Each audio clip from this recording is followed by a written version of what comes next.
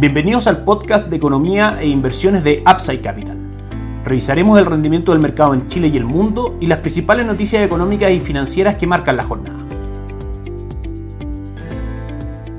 Muy buenos días, ¿cómo están ustedes? Miércoles 10 de mayo de 2023, soy Ramiro Galeano, fundador de Upside Capital. Les doy la bienvenida a otra edición más de mercados en Upside Capital. Hacemos un repaso a las cifras macroeconómicas y a las noticias más relevantes que hemos conocido para el mercado local durante los últimos días. La semana pasada tuvimos el IMASEC del mes de marzo, el índice mensual de actividad económica, que marcó una caída del 2.1%, un rendimiento negativo del 2.1%, siendo este IMASEC el sexto negativo dentro de las últimas 7 entregas de este indicador. Luego, el día domingo, tuvimos la elección de consejeros constitucionales, donde la centro derecha y la derecha en Chile obtiene la mayoría de los escaños disponibles. Noticia bien recibida por los mercados, dado que se espera que probablemente la nueva propuesta constitucional contenga normas enfocadas en crear las condiciones para tener un crecimiento económico estable en el tiempo, medidas pro inversión, pro mercado, pro economía en general, por supuesto con el fin de, como decíamos, tener un crecimiento sostenible en el tiempo y mejorar la calidad de vida de las personas. El día lunes tuvimos el IPC de abril, donde marcó un 9.9% en su medición anualizada, siendo esta medición menor que el 11.1% que había marcado también en medición anualizada, medido por supuesto al mes de marzo. Ayer se publicó la encuesta de operadores financieros por parte del Banco Central, donde, como decíamos, rebajó sus proyecciones de inflación a 12 meses plazo y donde plantea también que probablemente en la reunión de julio de política monetaria por parte del Banco Central comiencen las rebajas de tasa de política monetaria. Y el día de hoy fue el turno de la publicación de la encuesta de expectativas económicas también por parte del Banco Central, donde mantiene una proyección de inflación al mes de diciembre del 5%, por debajo del 5.1% que había mostrado la encuesta de expectativas económicas anterior, acercándose a la proyección que marcó el Banco Central en su último informe de política monetaria del 4.6% a diciembre de este año. Recordemos que la actual inflación, como dijimos hace un segundo atrás, está en el 9.9% en su medición anualizada. Todos estos datos sostiene que probablemente tengamos una caída en el Producto Interno Bruto durante el año 2023 del menos 0.5% y que la tasa de política monetaria debería llegar al 8.5% en diciembre. ¿Por qué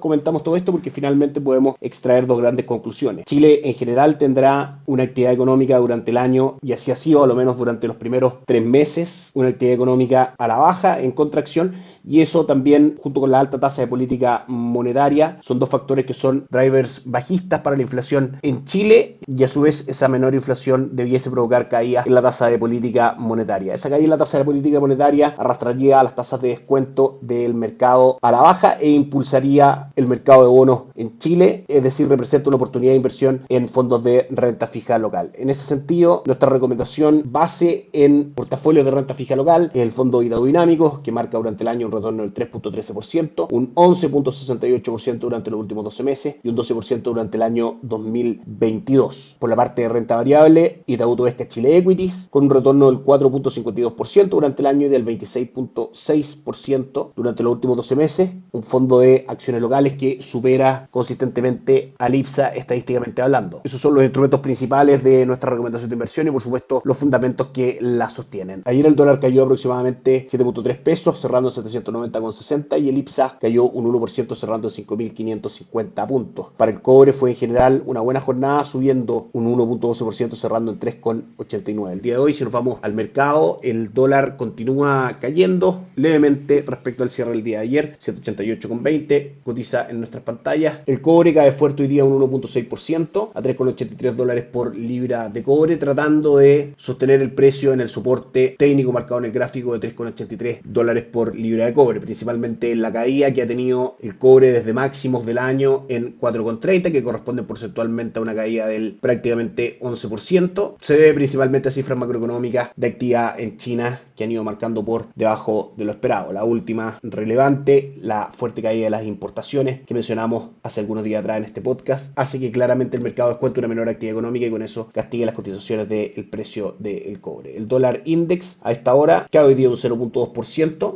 impulsado claramente por una menor inflación en Estados Unidos, que vamos a conversar de eso en un segundo, y las acciones en Chile marcan una jornada donde el IPSA muestra una caída del 0.01%, la acción más transada es Sokimich-B, que sube un 0.36%, en el AM, que sube un 1.46%, y Cencosud, que cae un 1.55%. Si nos vamos a Estados Unidos. Ayer fue una jornada negativa para los tres principales índices. Dow Jones cayó un 0.17%, S&P 500 cayó un 0.46% y el Nasdaq cayó un 0.63%. En cuanto a noticias relevantes el día de hoy, la inflación en Alemania, el IPC, marcó un avance del 7.2%, en línea con la previsión de mercado, por debajo del 7.4% del mes anterior. Y tuvimos probablemente la cifra más importante de la semana en Estados Unidos, el IPC, donde en su medición general anual aumenta solamente un 4.9%, por debajo del 5% que el mercado esperaba que aumentara. En su medición mensual, el IPC general aumenta un 0.4%, en línea con las predicciones del mercado. Lo mismo en el IPC subyacente anual y mensual, que marca un 5.5% y un 0.4% respectivamente, en línea con lo que esperaba el mercado. Recordemos que el IPC subyacente es una medición que saca del cálculo las variaciones de los componentes más volátiles dentro de este indicador de precios. Una excelente noticia para el mercado y para la economía en Estados Unidos, dado que por 10º mes consecutivo la inflación cae respecto al crecimiento mostrado durante el mes anterior. Y en este contexto, donde en la última reunión la Reserva Federal dijo que iba a estar muy atenta a las cifras macroeconómicas que se fueran presentando para decidir eventuales nuevas alzas de tasas o no, esta cifra claramente viene en línea a que la Reserva Federal mantenga las tasas en el 5.25% y termine un ciclo de alza de tasas que durante el año 2022 trajo pérdidas muy fuertes en renta variable y renta fija en Estados Unidos. Recordemos que fue un upside de más de un 5% desde marzo de 2022, acumulando más de 10 alzas de tasas seguidas. De hecho, la probabilidad de que la Reserva Federal mantenga la tasa en el 5.25% luego de esta cifra de IPC se sitúa aproximadamente en el 90%. En este probable escenario donde ya no existan más alzas de tasas de Estados Unidos y se cierra el ciclo de alza de tasas de política monetaria, por supuesto que forman parte de nuestra recomendación de inversión tanto la renta variable como la renta fija en Estados Unidos, que han ido descontando este escenario a medida que ha ido avanzando el año, donde las acciones, por ejemplo, el S&P 500 llevan un retorno del 7.18%. Itaú Global Brands, fondo espejo de Morgan Stanley Global Brands, renta dinámica global, fondo de renta fija internacional con cobertura de tipo de cambio, USA Equity y Principal y varios fondos más forman parte también de nuestra recomendación de inversión respecto a este tipo de activos. Y por último, los mercados reciben esta noticia de la siguiente manera. En Asia, con la jornada ya terminada, el Nikkei 225 de Japón cayó un 0.41, Hansen de Hong Kong cayó un 0.53 y el índice de Shanghai cayó un 1.15%. En Europa, la jornada es negativa, con el Eurostock 600 cayendo un 0.47 y el DAX alemán cayendo un 0.45. Y en Estados Unidos, aunque hubo una cifra de todas maneras alentadora en el largo plazo para los mercados, el Nasdaq sube hoy día un 0.45%, pero S&P 500 marca caídas del 0.05%, Dow Jones del 0.46%. Eso es todo por hoy, que estén muy bien, nos encontramos mañana. Chao, chao.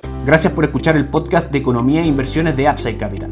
Te invitamos a visitar nuestro sitio web www.upsidecap.cl y contactarnos para brindarte una asesoría objetiva, sin sesgo y con una mirada global para tus inversiones.